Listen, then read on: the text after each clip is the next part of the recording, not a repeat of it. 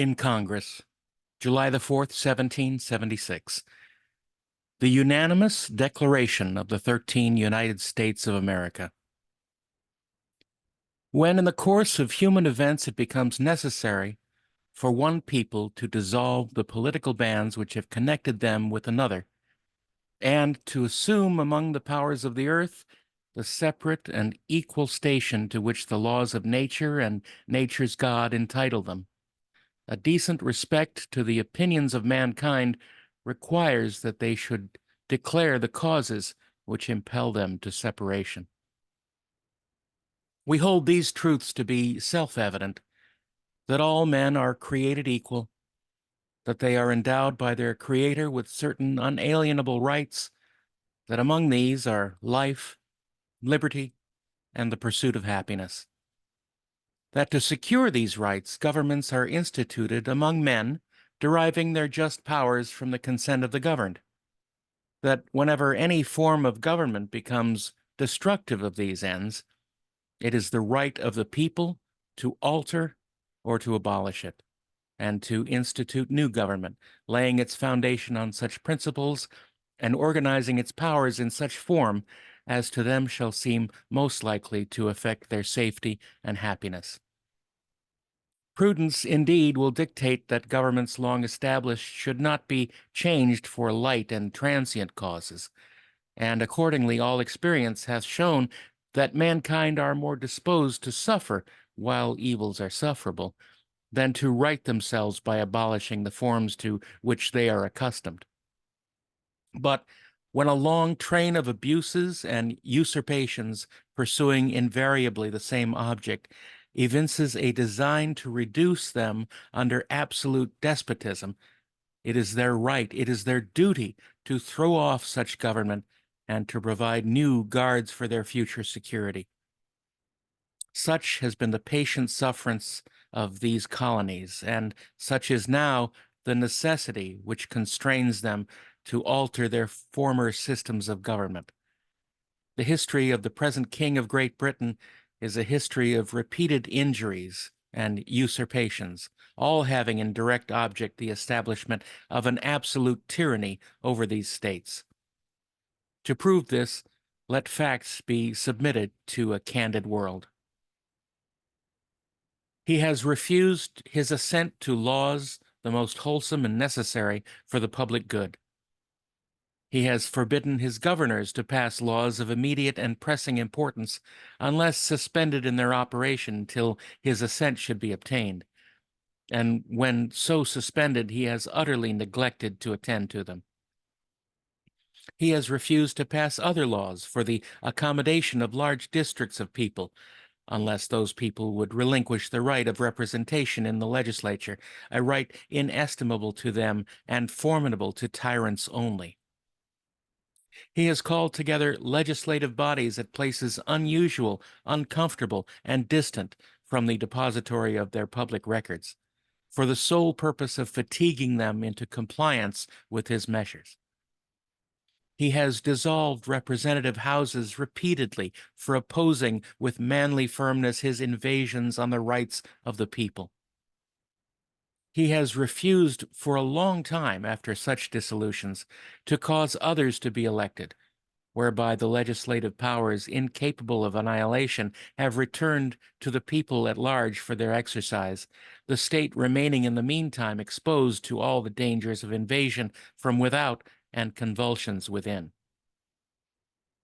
He has endeavored to prevent the population of these states, for that purpose obstructing the laws of naturalization of foreigners, refusing to pass others to encourage their migrations hither, and raising the conditions of new appropriations of lands.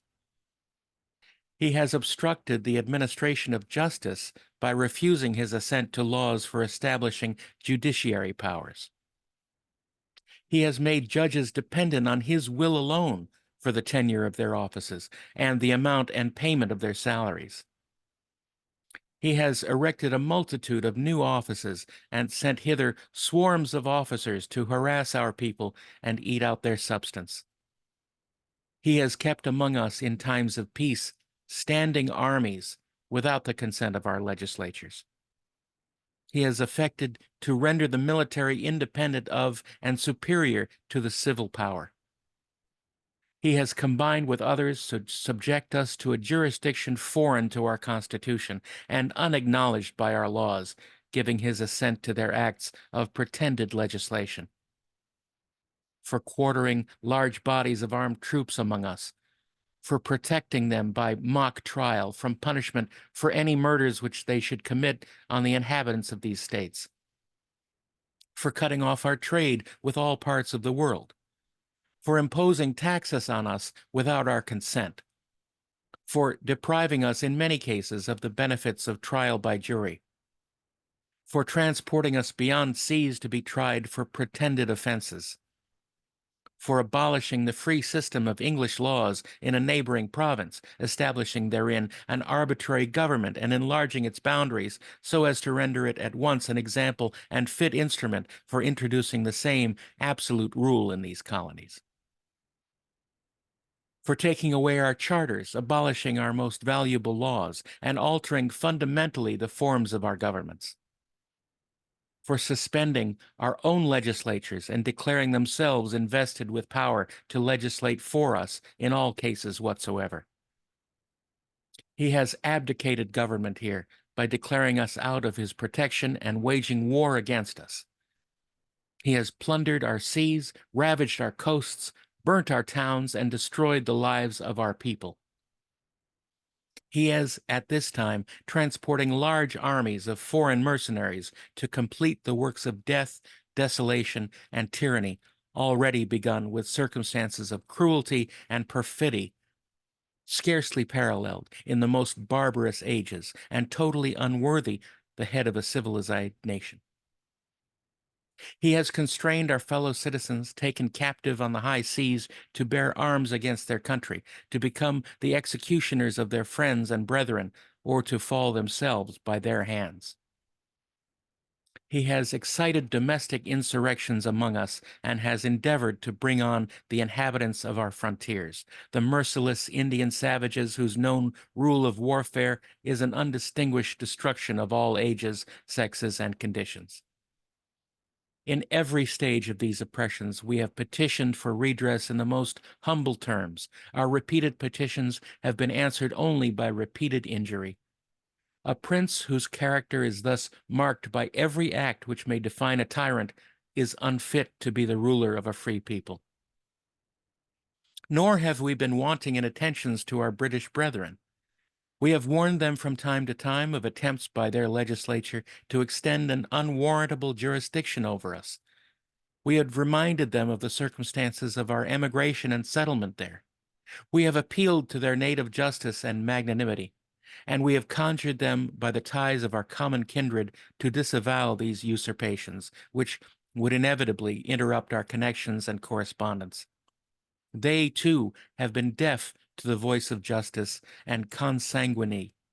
We must therefore acquiesce to the necessity which denounces our separation and hold them, as we hold the rest of mankind, enemies in war, in peace, friends.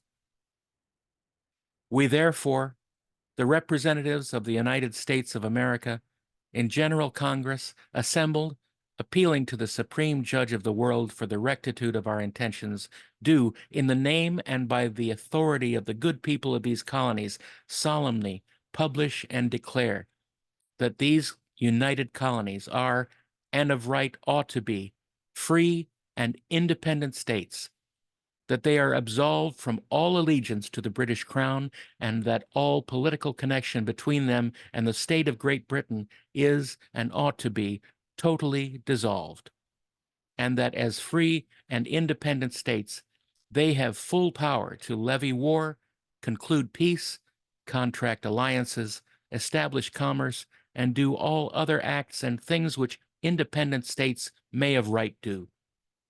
And for the support of this declaration, with a firm reliance of the protection of divine providence, we mutually pledge to each other our lives, our fortunes, and our sacred honor.